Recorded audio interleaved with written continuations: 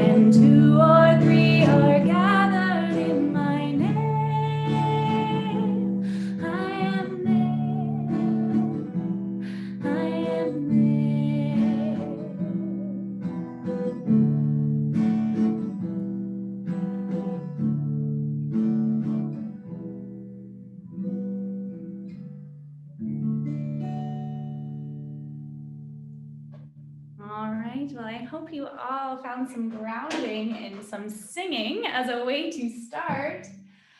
I can't see everyone on the screen, so I was having a hard time gauging if everyone was able to sing in the round, but hopefully you were able to sing with me a little bit there. Perfect. So I'm going to give you a little bit of background about me above and beyond my bio, just so that you kind of understand where I'm coming from with this workshop today. So I grew up in a small farming community where church was very integral in shaping not only who I was, but also my musicianship. My great-grandma, my grandma, my mom, so very strong female church, United Church lineage, was very much part of the United Church, but also very much part of the church music life. I always loved the inclusivity that I experienced at Berry Hill United. The church embraced my gifts, right? And I felt like I could explore my craft and be lifted up by others. So this engagement with the church music, along with some other high-level children choir participation and music lessons, led me to a music science bachelor's degree, and then ultimately a master's in music therapy at Concordia University. So again, I'm not so sure if everyone knows much about music therapy as a profession. So I'm gonna give you a definition here that's from the Canadian Association for Music Therapists. So the CAMT, it's something that you can maybe look up after online if you're interested in learning more, if you've never heard about it, or if you have heard about it, just reading again. But music therapy is a discipline in which a credentialed music therapist uses music purposefully within a therapeutic relationship to support development, health, and well-being. So as a profession, music therapists use music safely and ethically, and with the intention to address human needs within cognitive, communicative, emotional, musical, physical, social, and yes, spiritual domains. So the clinical process is based in assessment, and my current clinical work focuses on dementia care in long-term care. So my whole belief system and dedication to the use of active music making to help support wellness has really shaped how I approached the music and ministry position at Berry Hill. So as I think Brenda mentioned, in 2018, after 35 years, a personal mentor and dear friend of mine retired from her position at our home church. And it just felt like the right time for me to start this new journey. My husband and I had just moved 2 minutes away from the church into my great-grandma's house. And I do believe that her spirit was telling me, buckle down, it's time to fill my shoes. And I was kind of beginning, to be honest, to feel very weary in my position as a professional singer. The pressure for perfection was becoming too much. And I didn't feel like it was my true calling. So furthermore, my father-in-law was actively dying and I had just had my first baby. So I just felt like I had to return home. So when I applied for the position, I was very upfront that it would look different. I don't play organ. My piano skills are slightly higher than functional, but certainly not traditional by any means. And my approach to choir practice was going to just look different. And they took a chance on me. So there we go, 2019, wonderful. September starts, 4 months in, about 5 months in, and then my goodness, there's a global pandemic and everything has to shift. I just wanted to mention all these things to give context to the workshop today. So the information and ideas I explore here are based in my own personal experience. And this is not a presentation of scholarly articles and what it means to be a United Church musician and what it means to be a music director on a scholarly level, but just purely my own opinion based in my own experiences. And like I said, the presentation will explore how this last year in music has looked at Berry Hill, a very, very small rural church. On Sundays, we tend to have about 30 congregates, not including the choir. That about doubles it. We're part of the Aramosa Pastoral Charge, which is in Rockwood, Ontario, and we have a sister church, Speedside United. Like I said, the choir is fairly small, but quite diverse in age range. The music budget is fair for me, but relatively small, perhaps compared to some other churches represented here.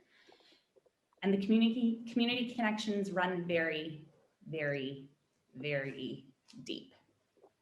So I hope you find some value in hearing my own exploration of music at Berry Hill and can perhaps take away some own ideas for contemplation and reinvigoration of your own music program. All right.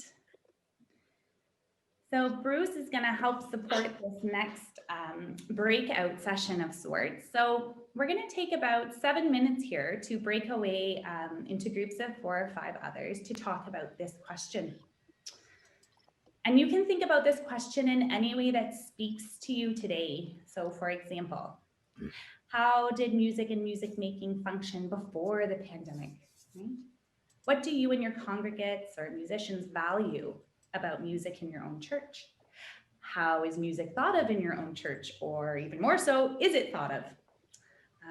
How does music making look now during the virtual worship? And perhaps, do you have a vision of how music and music making could function in your church? So it's just a question for exploration. 7 minutes. Sorry, it's just cutting me off here, sorry. So what is the role of music and music making in our church communities? She wants 5, right? 5 Yep. minutes. I offer the breakout session now, if that's possible, Bruce. Yes. Okay. Rooms are open now, so 7 minutes. Hi, everyone. I think we're back. Yes, sorry about that. Oh, that's okay. Hi, Fred. We were just kind of cut you off, but we'll keep chatting here. We'll kind of keep the conversation open a little bit. I hope that was somewhat intriguing for you. If everyone could just take a second to mute themselves, I think it'll help a little bit with the sound going forward. Thank you. So I hope that was somewhat engaging and it was so nice. I got to meet Lynn and Faye and Fred. I got to meet some new faces, which was really nice for me. And the intent there, right, was not to come up with a right or wrong answer. Every church, every music director, musicians, right, will have their own history and their own story. And the intent was to share and explore how others think about the function of music. So I'm going to give my own personal thought process, and then I'm going to give a few minutes to, oops, I apologize for that. All these kind of moving pieces. I need to share my screen again. Okay, perfect. Sorry about that. There we go. So I heard a lot of different things coming from my conversation, and I hope you did too. I heard things like creating community, right? I heard upholding like the purpose of the music within the church has always been valued, and that quite early on in the pandemic, you know, there was a couple weeks where everyone was not sure what to do, and then very quickly most of us probably got the call like, we need a hymn sing or we need something to catch people in, because music is just so important to the integrity and like maybe the purpose of our church. So when I was thinking about this question, I approached it in a very similar manner to how I approach my clinical work in music therapy. So that was my assessment question, right? This was my assessment of the situation. And the answers I came up with were going to help direct my energy and intentions towards meaning and developing the music program so that it was serving the function that makes the most sense for my church. Again, small music budget. I don't have a lot of hours that I am putting necessarily towards it. So I want to really ensure that I am placing all my best energy towards the intention that will give me the outcome that I'm hoping for. So for me, there was 3 main functions of music at Berry Hill. There's music for worship, there's music for performance and enjoyment, and then there's music for community building. So worship here has several objectives or ideas connected to it, such as it can bring us closer to the divine, right? Music can be a powerful tool to relay the message or to relay messages. Music can create space for contemplation for people. It can create the spiritual environment and awaken the spirit, so to speak. And singing, or music making, I should say, I'm a little bit biased because I'm a singer. So that should say music. Playing music is an expression of faith. So these objectives feel very important in spiritual formation for me, and certainly underscore the use of hymns, like sacred music during a worship service. We know that there is something sacred about the familiarity of using music in worship and using music as a tool to connect to the divine. So that was worship, right? So then I thought, okay, there's also this, there's this function of music in our church for performance and enjoyment, right? So coming from a very high level of musicianship and a very high level professional Anglican choir to a very smaller volunteer choir was a really big transition for me. I highly value the aesthetic nature of music, and a shift towards a more music therapy-based framework allowed me to find equal value in the heart behind the musical contributions of musicians at Berry Hill. I want to see that again. I think it's really important, and I hope it rings true for many of you. So a shift towards a more music therapy-based framework allowed me to find equal value in the heart behind the musical contributions of the musicians at Berry Hill. So this is kind of a kind way of expressing, like, no, musicianship was not and is not at a professional level. It's a community level, and as it should be. It's a community choir. It's given the budget of the church and the framework for music here traditionally. It's going to be everyone join and let's have some fun. So performance and enjoyment can have all these objectives in your church music program. So it's a time for people to share their gifts with each other. Participating in a high level performance or kind of honing your craft can be very important. Often people connect to a church or find their love of music within the church and find it a place that they're feeling welcome to participate at that high level. You might not get it in other places in your life. Music is a leisure and recreation in a church often, and there's music appreciation. So yes, there's the leisure and recreation of the choir singing or the church band or whoever is performing the music, but then there's also the appreciation of the music of the people in the pews, right? That's an important function as well. All right, we've arrived at what I feel is the center of the Berry Hill music program. I should say I'd like people to feel free to pop in the chat box any sort of other functions that they may have thought of music in their church. I can't personally see the chat box, so I'm going to explore it at the end. It's just the way Zoom works when I'm sharing my screen, so I can't personally see it, right, Bruce? I don't think so, yeah. That's okay. You could pop the chat box out and then you can see it. Oh, but it'll come over top of your screen a little bit. Yeah. Just down at the bottom, you hit chat. When I'm sharing my screen, that function actually doesn't show up. No? I know what you're talking about. Okay. Yeah, it's okay. Just share with each other. It's okay. And then we're going to have time to connect with each other again. So, all right. As I said, we've arrived kind of at what I feel is the center of Berry Hill music program, using music to build community. And I have a feeling this might resonate with a lot of us here. And so this is what the rest of the presentation is going to focus on.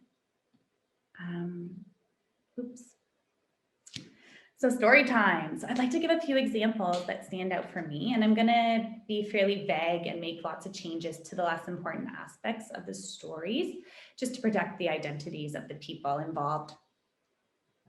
So pre-pandemic, I'm gonna focus on the singing together creates safe and supportive community.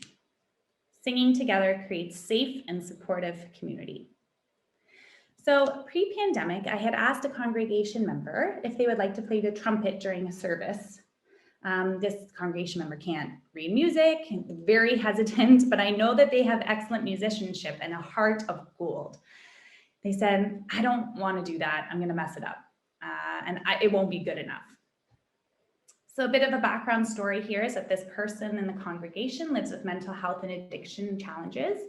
But I knew that if I could create the safe space for this person to share their gifts, it could be a powerful and important step towards building self-esteem and resilience. So if they can do this, maybe they can do the other hard things that the Lord is requiring of them right now. And they did. There were tears, there was empathetic listening, there was a crafting of a musical environment for that person that was safe.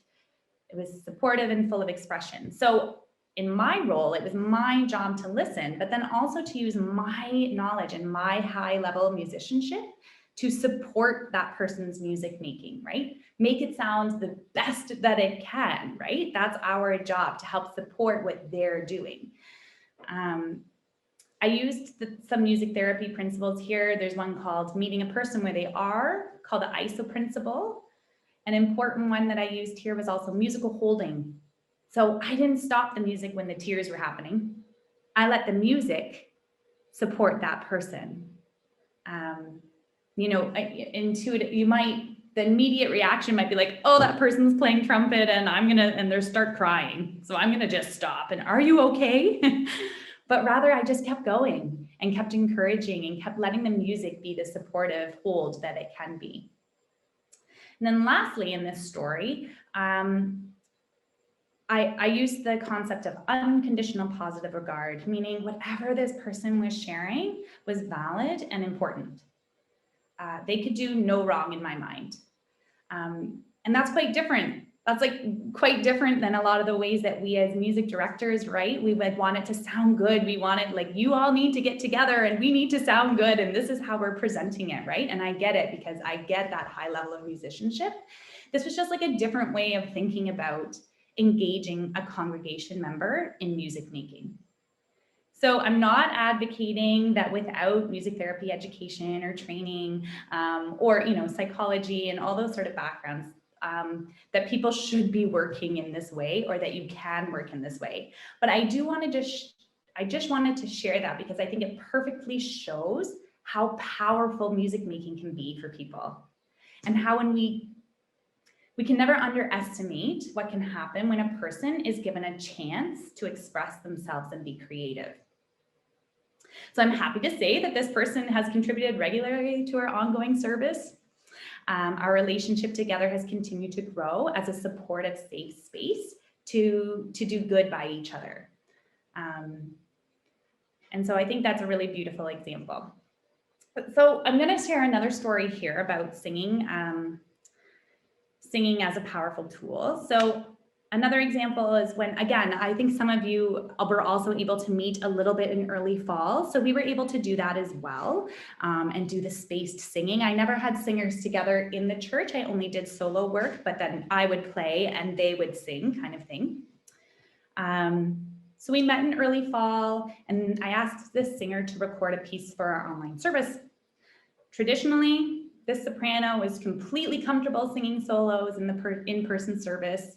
I was actually really looking forward to a straightforward recording session. Okay, this is one of the sopranos. This is going to be easy peasy, right?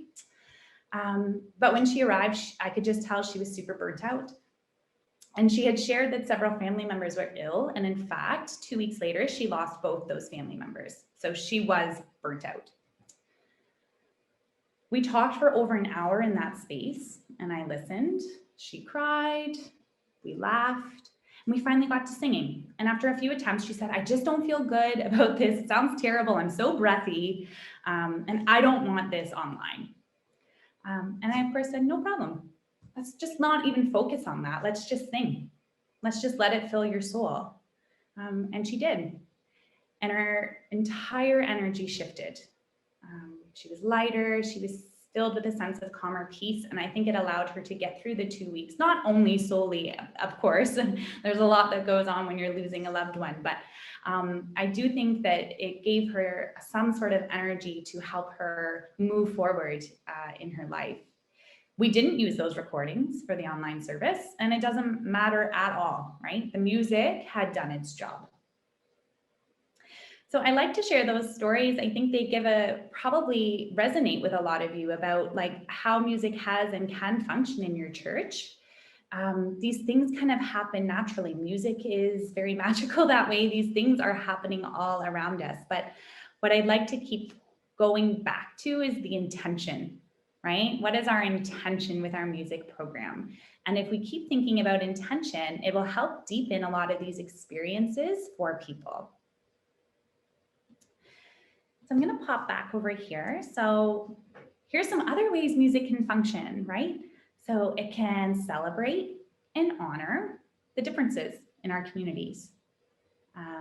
Again, it's about sharing, and we know that sharing helps to build community. So sharing gifts with one another, our gifts of music, our gifts of laughter, right? Our gifts of joy, all those things happen naturally in the music world.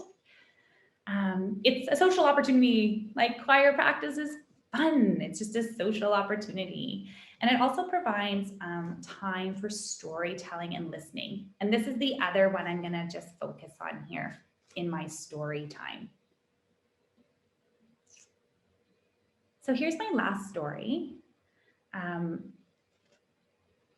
So we know, right? We're music directors, we're music people. I mean, we know that music in and of itself, through melody, harmony, lyrics, they tell us stories, right? Music is a powerful way to relay emotional content.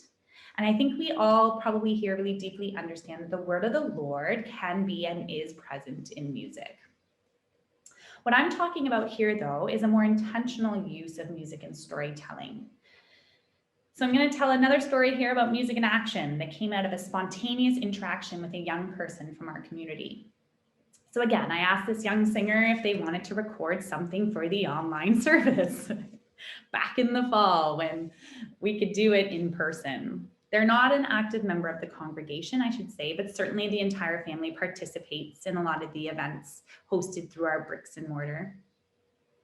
So excited, she agreed. She came to the church and we were going to record something. After we finished, it was beautiful. Oh, come Emmanuel! It was lovely. We're getting ready for Christmas, for Advent. After we finished, she just asked me kind of quietly if it would be okay if we recorded another song because her mom wasn't there to pick her up yet. Oh yeah, sure. What are you going to give me? Like, do you have another hymn? What are we going to do? Cool. Let's get my bank full of songs that I can use for this online service, right? She said, oh no, I wrote it. It's something I wrote, but I only have the lyrics and the melody and I don't know how to put it to music. Well, of course, I'll be honored to help you with that. So I helped her conceptualize the music for these lyrics. And it was a song that she had written about her experience being a young teen living with anxiety during a pandemic. Whoa. Okay, that's quite a brave thing to ask someone to help support you with, right? So we were able to go through the process, and of course I felt like I could do this because I have experience working in mental health, and I thought, okay, this is an okay and a safe space for her to feel like she can do this with some support. So again, never use this video for anything other than just for the process.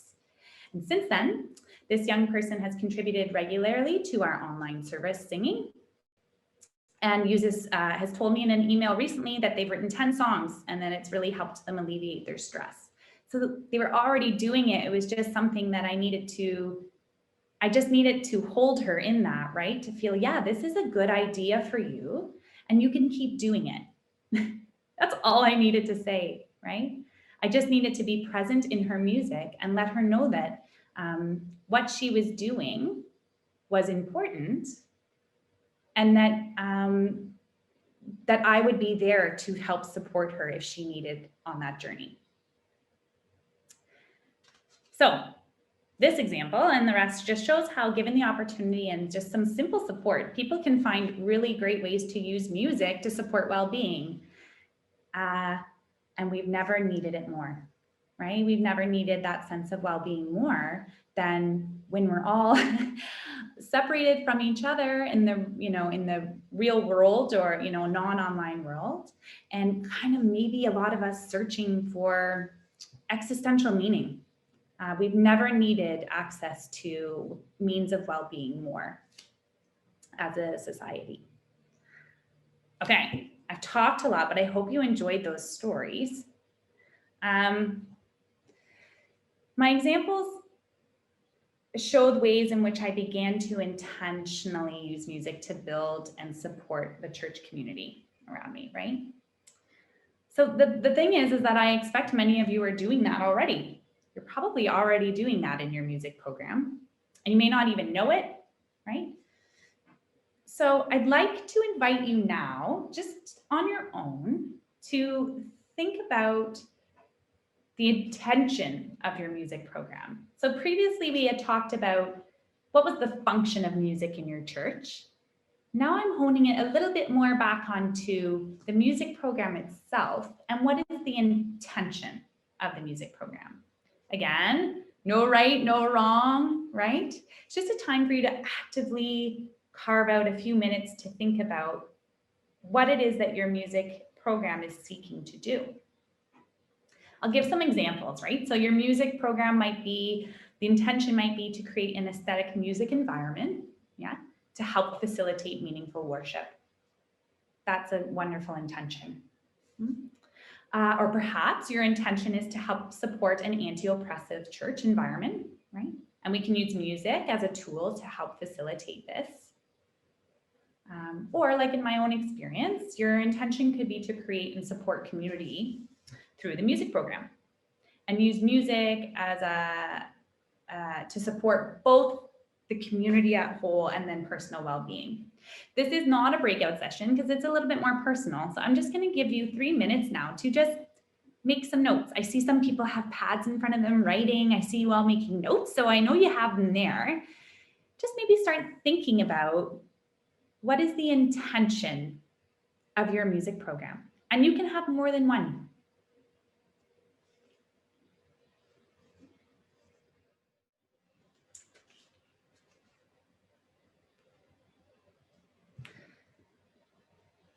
So even sometimes just jotting down a few words that come to mind or ideas can kind of help clarify and give direction to what it is we're doing. What is my intention here, right? What is it that I'm wanting to accomplish with the music program? And it may seem like a daunting task.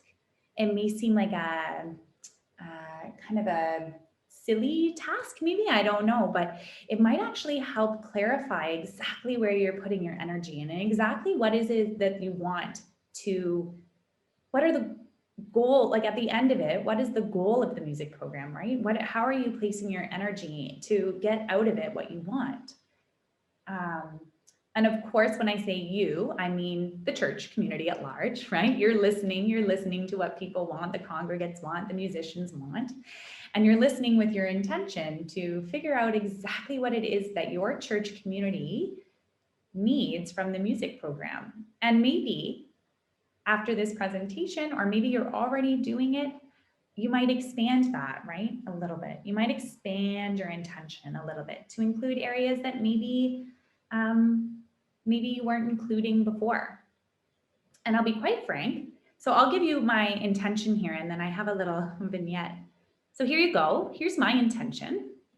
So the Berry Hill Music Program will strive to create a safe and exciting space for all people to engage in the music that is important to them, and opportunities for social connections and community and personal well-being. Right? In so many ways, I'm sure so many of you are already doing that, right? We're already doing it, but it's placing it down on paper so you understand exactly, okay, this is my goal. What are the objectives to reach this goal?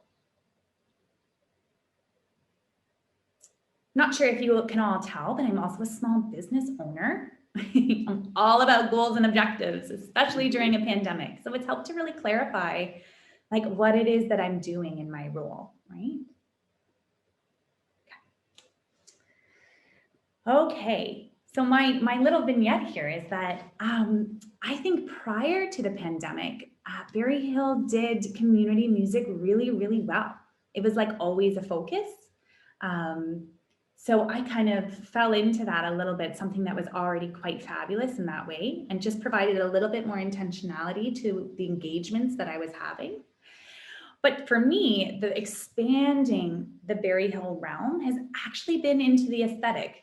So it's almost quite possibly the opposite of what many of us are thinking, right? What I thought was, okay, we already have this community support. We have this, let's beef it up.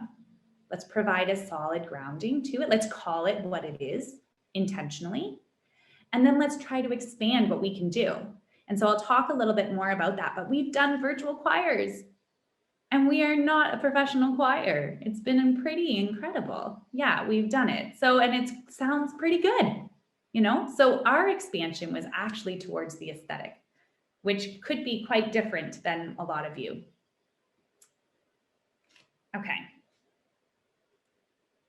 Is everyone still with me? We're all good. It's so weird not being able to see all your faces or anything, but I think there's, okay, perfect. I see some smiles, that's good. Okay, so I'm gonna switch gears here a little bit. So we've talked about the function of music in the church, right? We've talked about our intention for our music program. Now we're gonna talk about me and you. Like, what are we gonna do, right? We're the people at the helm of it all, I suppose. And I'm going to talk about just briefly the structure of the Berry Hill Music Program. So my own role there is actually two separate roles: choir director and organist. That's what it was called when I was hired. Well, I don't play organ, of course. I practice like a Dickens, but I'm just not very good yet. I'll get there. 35 years, I was told I have. 35 years to be good at it, and then I'll be on par. So we had to change the wording of the contract a bit, right, to better reflect my skill set. And so I've focused my role now, broken down into two areas. So there's music and worship and music and people. Those are my two roles now. That's what I call it. So before the pandemic, the program looked similar to, I'm sure, many postings that you're holding, and my role managed the facilitation of music for worship, right? So preludes, postludes, the hymns, getting the choir ready to sing the hymns, special music, which was often an anthem of sorts or a solo, music for communion, and then music for weddings, baptisms, funerals. We had weekly choir practice at our bricks and mortar church. And I had recently, occasionally the choir would do a concert or a cantata, right? We would plan for something kind of big at our fall supper, right? Our Valentine's Day dinner, we'd be the entertainment. I had recently started a youth choir that was having incredible success and getting a lot of new faces from the community through our doors. So that was really exciting. We had also recently started a music outreach program where the choir and I would, through my connections, through my business, we were able to do lots of hymn sings at long-term care facilities in our area. So that was kind of something that we were calling music outreach. Okay, so I was about 5 months in to this amazing ride and things were looking sunny. And then the pandemic happened. And music became so separate from the people. So you can imagine for me, that was quite challenging because I had built my whole intention of the program around connecting people and helping support people through music. So quite early on, I recognized this is going to have a large void in our community. And, you know, on top of not seeing family, not having a job, the constant worry and stress related to COVID, we could not lose our hymns. No. So almost immediately I organized weekly hymn sings on Facebook from March till June on Sundays, and there was very high attendance.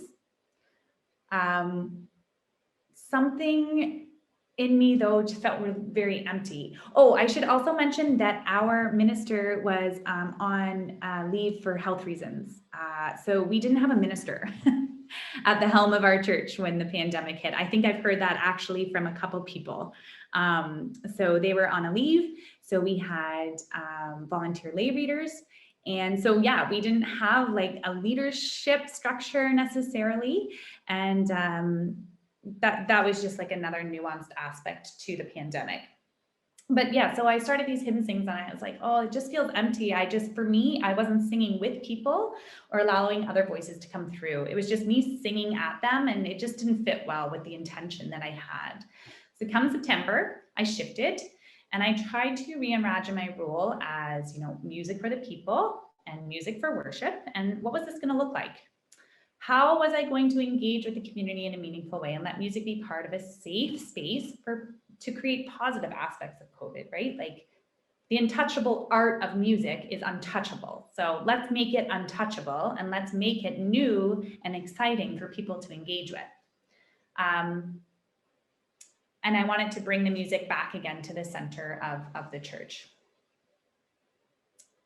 Okay, so again, I just want to reiterate this because I think it's important. So Berry Hill music budget is very small. We don't have the money to pay for technicians or anything like that. I also want to contextualize it that, again, like I said, I run a small business. Obviously I have 9 staff, so it's required a lot of attention. Many of us have other jobs. Yeah, we have other roles. I have 2 kids aged 2.5 and 9 months today. So I'm just pointing this out because it illuminates my boundaries of what was possible for me this year.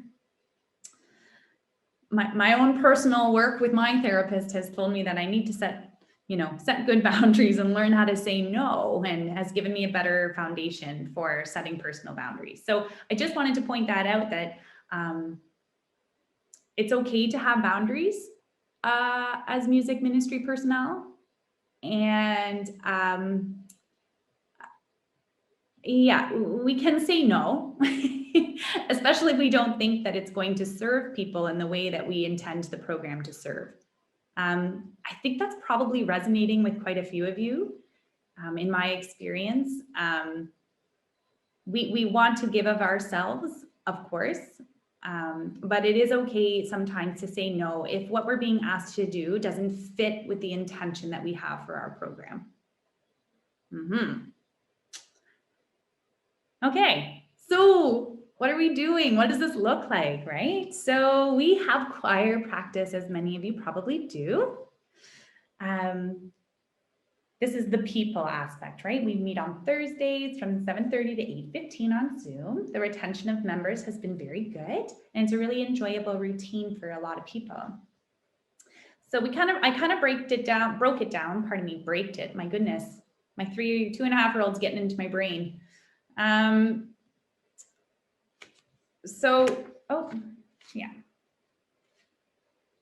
Sorry, my apologies. So what does this look like? So in our choir practice, we always do an opening and closing hymn to ground ourselves. We've branched out to explore many new tunes in More Voices and Voices United. We've been singing in round, like I just did at the start, and singing both new and favorite hymns. I often pick a theme. I think someone that I was in my breakout group said that they're doing themes. I think it was Karen, maybe does themes. That's great, right? Such as hymns that include the word sun, hymns for Lent, hymns with familiar tunes with new words, right? So I always have a session plan that's crafted around that idea. This is again informed by my work in music therapy in dementia care, where theme work is incredibly important on focusing on the here and now. Another thing that we do in our choir practice is develop the voice and explore intentional breath work. So this, your choir warm-ups, I hear lots of people talked about that. In our choir practices, though, I don't focus on voice development and breath work as a way to increase our choral aesthetic. I don't focus on that because we're not singing together, and it seems like an pointing out the obvious. we're learning blend today for when we can blend again. So instead of my intention being focusing on like the sound of the choir, I focus on the health aspects of singing, such as deregulating your nervous system, the release of your feel-good hormones when you're singing, the satisfaction of practicing your craft, and maybe the spiritual connection that you can achieve through singing. So I just kind of try to focus the intent of these exercises away from when we can sing together and towards what can you do now that feels good in music. So, and yeah, as I said, we've created 2 virtual choirs with really great success. And it's been a lot of fun. And I think, as many of you have said as well, and someone said in the breakout room, the courageousness and dedication of choir members, they don't say preaching to the choir for nothing, right? Like, it's pretty incredible what people have risen up to do over the last year and really putting themselves out there. Okay. So again, sharing has always been a big part of life at Berry Hill, especially in the choir, the social hour. I came into a clique. I didn't realize how much of a social hour it was going to be when I first prepared for my first choir practice. And I was like, oh, you guys need 10 minutes to talk about the weather? Okay, I guess that's part of it. That's fine. But I really tried to keep that aspect alive as much as possible. But the intention here was very challenging to facilitate because of Zoom.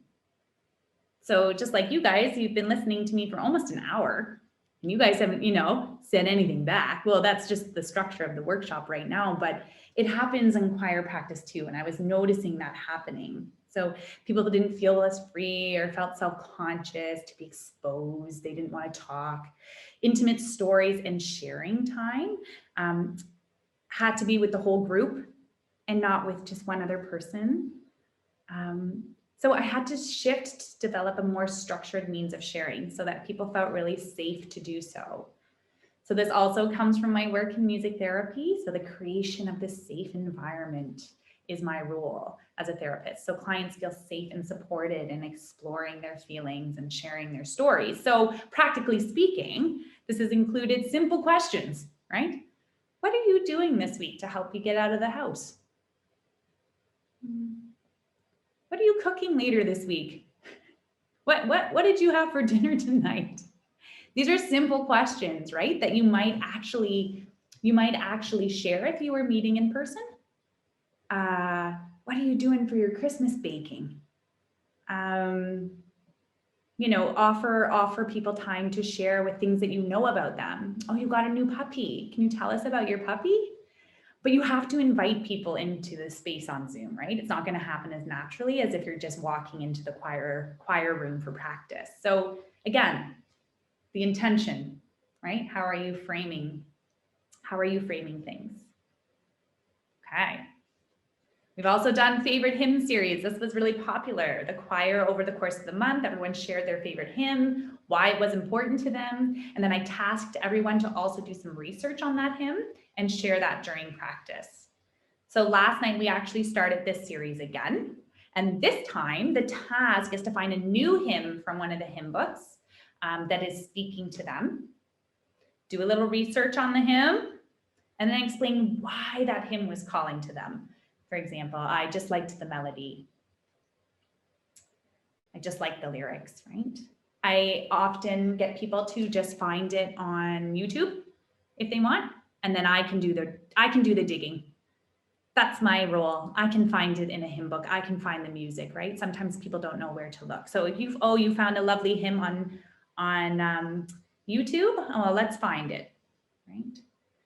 We've also written little songs together. So we did one about gratitude to all things bright and beautiful. We called All Things That We're Thankful For. It was beautiful. It was really cute. We did a song for online service to thank our frontline workers. And I did it from, the More Voices, Jump for Joy. Yeah, jump for joy, and singing hallelujah, that tune. And we called it Thanks for Being You.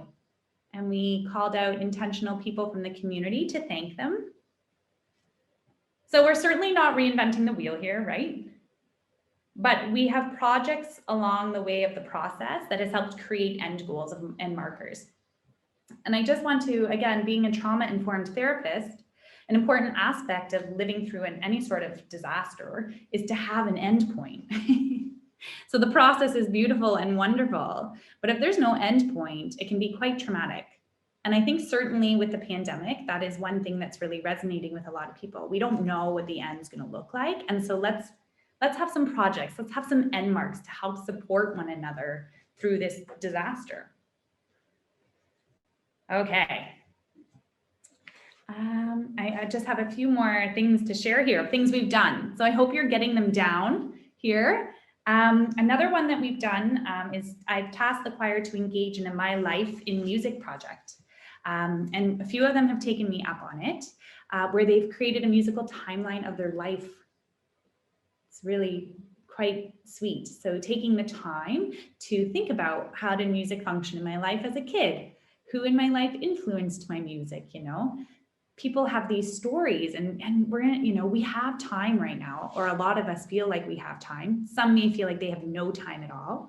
But if you feel like you have time, this is a really cool project, right? A timeline of your own life in music. And actually, in one instance, I'm assisting a member of the choir now in creating an audio aspect to her timeline, where she's singing and recording all the songs that have been meaningful to her over her lifetime. It's like a really beautiful project. It's, in music therapy, we call it legacy work. Legacy work. Okay.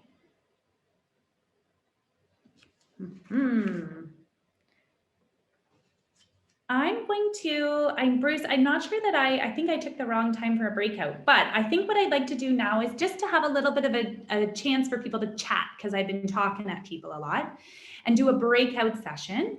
And I'd like you to think a little bit about or share together ideas of things that you have perhaps been doing in your choir or with the musicians that you regularly engage with. Just sharing some ideas about what it is that you're doing in the virtual world to keep the music alive. So this could be another, let's do another 7-minute breakout here, Bruce, and people can have a chat. 7 minutes, here we go. Here we go.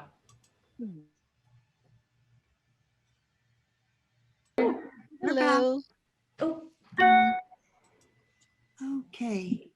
Okay, perfect. We're all back. Hello, we're here. Okay. Oopsies. Where are we? Oh, I'm trying to, they're asking me to rate my experience. Okay, not yet. We're not done yet. Here we go. And we're good. Yeah, everyone can see where I'm at here. Great, that was awesome. I mean, I think that people are being super creative. We've been, you know, we've had to, and so I'm hoping that this was kind of an opportunity to really share our creative ideas and feel good about what we're doing, right? Feel good about, we have been called to step forward. We have been called to step forward as leaders, maybe above and beyond what we were before. And I think that in my conversations that I've had with other music and ministry leaders in the United Church, we are doing a pretty good job. We're doing a pretty good job. So I'm gonna just step back. So, right, we talked about, we do music, we do singing in our choir practices, and we share, and we do 2 more things that I kind of broke up with that, that conversation you were able to have. So the other thing that we do is learning. We do a lot of learning in our choir practice.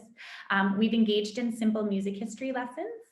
And it's not just always me, I sometimes invite people to, if they want to talk about something in particular and share with the group. I have presented very simple music theory and musicianship exercises, which have been really fun and challenging and always make people laugh, which is fun. Just last night, we talked about the 5 of 5, you know, the 5 of the 5 chord and what it sounds like and where we might find it in our hymns. So that's been pretty fun.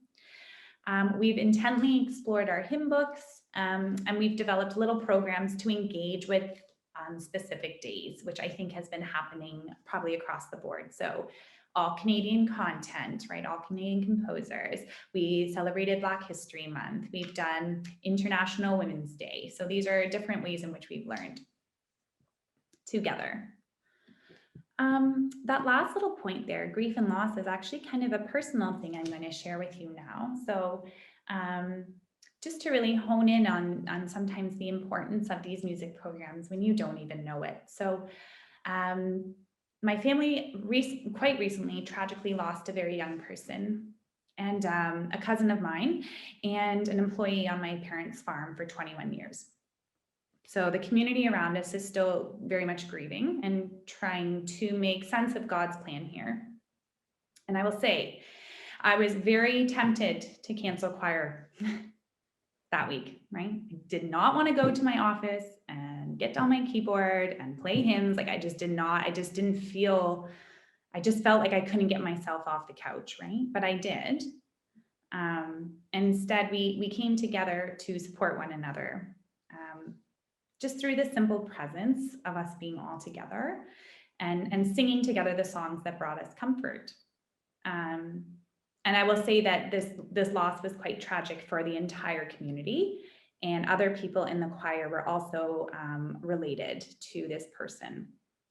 So it was important, right? And we can't underestimate the importance of what singing can do to help support our spirit and our grief and loss process. So, okay. Can I step in? Can I just step in here for a minute? Of course, yeah. My name is Sandy Ollenberger, and I lost my husband on April 16th last year. And it was suddenly from pancreatic cancer. He was diagnosed 3 weeks ahead. And the music has been the blessing of my life for this whole year. But one thing, my choir, the next day after he passed, they stood out on I have a cul-de-sac, and they all got together and stood out in my cul-de-sac and sang "In the Bulb There Is a Flower." Mm-hmm. So there were 22 of them out in my crescent singing that, all distanced. And you just would know how that made my heart feel. So I just wanted to share that. I played for hundreds of funerals over the years, but I couldn't even have a funeral for my husband. But the music has been my salvation. So just wanted to share that. So thank you. Thank you so much. And I think thank you so much for sharing that. And I think a lot of us probably really resonate with your story there. And so finding that salvation and that comfort, not only in the music, but in the people, right? Yeah, beautiful. Just to switch tunes here a little bit, right? And then we play a lot in choir. We laugh a lot. We do simple things, name that hymn, I do tune, I do lyrics, I rap the lyrics. I read them completely out of tempo or something, or completely out of meter, and see if people can recognize what they are. We do a Who Said That, which is really fun. So you do name a hymn that reminds you of this. And then everyone types me an answer. And then you have to guess who said it. You have to guess who said that. That's been really fun. And we're terrible at it. We never get the right answers. We do hymn Mad Libs, which have been really cute.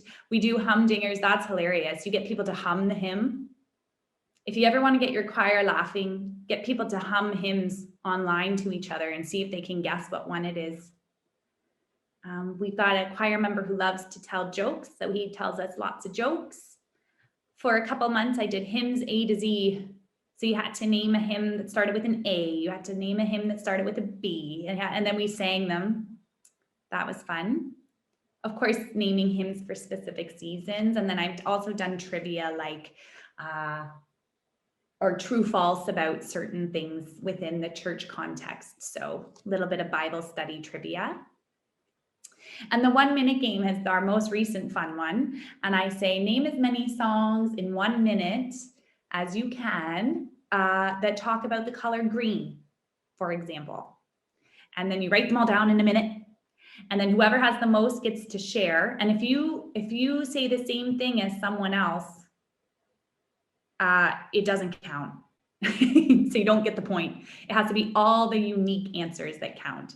That one's been really fun. And it doesn't just have to be hymns. It can be, all music. So that's part of the playfulness of it all, right? It's brought us some sense of normalcy to the great divide that we're experiencing. So I encourage you to try out some games. They're really, really fun. So I'm going to just kind of quickly go through here the other part of my role, right, which is the online music. And then to me, that's a bit more also about community engagement. So in this online worship, or the second part of my role, I like to frame it as community engagement rather than online worship music, because it allows me to go back to that intention that I've set for the music program. I like this quote a lot. I think it encapsulates my thoughts about giving space for people to share their gifts and how important this can be in the role and purpose of the church. So your talent is God's gift to you. What you do with it is your gift back to God. And it's important to give people space to give their gift back to God. Okay, so here we go. Just a little thoughts about worship music. People love to be asked to share their gift, but they often need that support and to feel confident. And I've actually heard that in all of my breakout conversations. Like, people love to be asked. They just need that space and confidence and to feel like they're going to put out something that's good and important, right? So that's our job, or can be our job if that's your intention, is to provide that safe space for people to feel confident. Give little pointers, but always boosting them up. That's how I do it. Lots of little pointers that they can change realistically, and then just boost them up. And it can create that safe space and therapeutic outlet. We've also, every week we have people submitting original artwork and photos for our worship service from the congregation. So it gives us a chance to connect with each other, see photos of each other, and share their creative gifts. So for the recordings, we used to do it in person, but now I usually just send an accompaniment track through email, and they listen with headphones on one device and record on another. That's not possible for everyone. Our sister church is having mostly a cappella, and it's beautiful. So people singing their hymns together, or I think someone else mentioned this, like husband-wife duos or whatever, right? So there's lots of ways. And again, it's just simply about giving space to share the gift. If the intention is to have a fully aesthetic, fully realized, fully amazing music program, then that's one thing. If the intention is to provide a community and a safe space for people, focusing on that can really help ground you. I said, I use GarageBand to edit, and I balance very simply, and people have loved hearing themselves with a little bit of reverb, some good balancing. They like it, oh, I sound so good. Put a little reverb on there and it sounds amazing, right? And again, with the artwork, so we've received lots of photos, and it's been a great way to include people that aren't comfortable sharing their musical gifts, but have like another way to give, right? So an example is that this winter or at Christmas, we put on a comfort and joy program. And I had a local or a congregate of ours who is an artist do 5 original paintings to put with our hymns, with our Christmas hymns. She later told me this was the best part about her Christmas. It gave her a focus and a way to keep herself busy. She actually turned the paintings into gifts for the community, and she had greeting cards were made, right? So you just never know what fire you're going to spark when you ask people to contribute. One point that was made, and I'll just quickly speak about it, was, and it's again about boundary setting and all that sort of things. All this takes so much time. It does take time, right, to organize musicians weekly, to engage with your online service. As someone had mentioned in our breakout, most people aren't going to be, okay, can you sing this hymn this week? And they're going to be good to go. On Monday, you can ask, and by Thursday, they'll be ready, right? They need time. So I've been quite adamant with the ministry staff that I need to know in advance what's happening. I see lots of smiles and laughs. There's nothing new about that. There's nothing new about that, right? That happened when we're in person too. But now more than ever, it's really important. If we're asking people to be that vulnerable and share their gifts in that way online, we really need to be giving them the time to do so in a way that feels comfortable for them. And that's how I framed it to the minister. And now I know 4 weeks in advance. It was a bit of a battle. Like, I'll be honest, it was a battle. I'm new. They're not, but I tried to just say, if we want people to feel comfortable engaging, and you don't just want to hear me singing every week, I have to give people notice. And if you want the music to connect to your sermon, I have to know what that sermon's going to be about somehow, right? So again, that's about me setting my boundaries and sometimes saying, no, I can't do that because I wasn't given enough time. That makes me sound like kind of a hard, I'm not really, but I do think it's important that we ask for what we need. Okay. So this gives us one more quick time for contemplation for yourself. And I don't want to keep you over the time. I've been talking a lot. So the last thing then you can think about, right? What is your own role and responsibility in the intentional use of music in your ministry? What is your own role?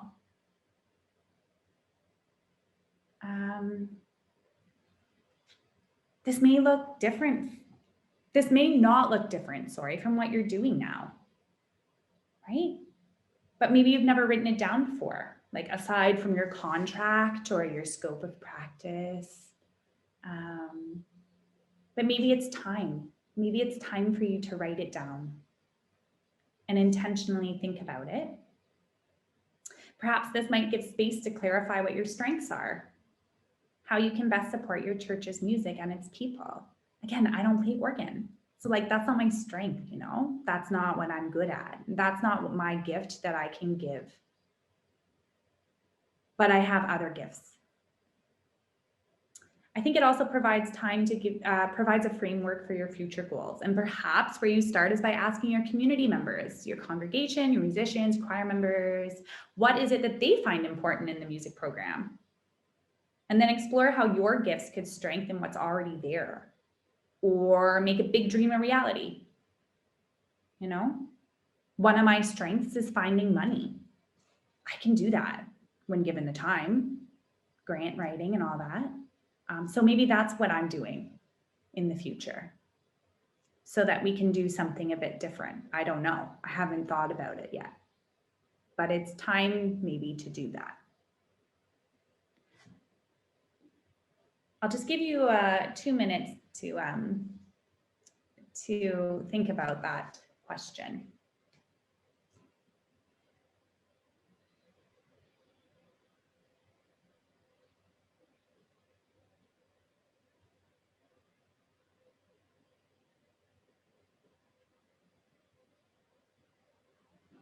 I'm going to cut you short a little bit there because I do want to leave time for questions, and I know that I haven't done so really all that well, but I can stick around for a few minutes if people want to. Pardon me. Yeah, okay, perfect. So for me, right, this is my intention or my responsibility. So I'm going to set that intention for my music program, and I'm going to create goals and objectives for the direction of my program. And then I'm going to reassess what is important for the congregates and community and focus on that. I'm going to focus on what's important. I always honor the tradition and the history, but I like to push the boundaries of what's possible. Tradition can be incredibly important in the church context, right? Very important.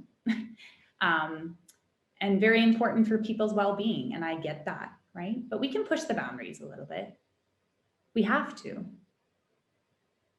to keep things exciting and engage with different people. I'm really good with young people. So maybe one of my intentions and goals is to try to figure out the way the music program can be exciting to engage with the young people in the community. That's something I've thought about. But just remember that it's the simple gifts, right? So small things become great when done with love. And that's truly my main learning. Small things count when not only done with love, but with intention. So people often ask me what music therapy is, and my elevator speech is, music therapy is the use of music in a therapeutic relationship to help achieve non-musical goals. Yeah, that's what music therapy is, right? But someone from the outside, even watching a session, might not understand what's happening there or why. So as a therapist, I always keep grounded in the intention of the activity. So it doesn't matter what that outsider thinks or what they might think they know about what's happening. So singing might look like singing. Oh, they're singing, period. Right? But we know that singing does so much more. And if that's the intention that you set, that singing is to achieve more than that surface level activity, then it will. God will move through us when we are intentional in our practice. And I really do hope that this presentation has at the very least sparked some interest for you to explore your own music program, your intention for the music and the music making, and your own role in how you can make it all happen. Okay, that's all she wrote. So thank you so much again for having me on. And again, answering my Facebook message, I think it originally was, saying, I think I could talk about that. That looks interesting to me. And it's so nice to see so many people on, and I truly feel honored to be able to share some of my own experiences and musings with you today. I'm gonna stop sharing my screen. Here I am. I'm certainly open to questions. So I'm just going to jump in here for a minute, Mary, and thank you for a very creative and very intimate session. I think that was wonderful, and you brought certainly some different ideas and perspectives for people to focus on. So that was really wonderful.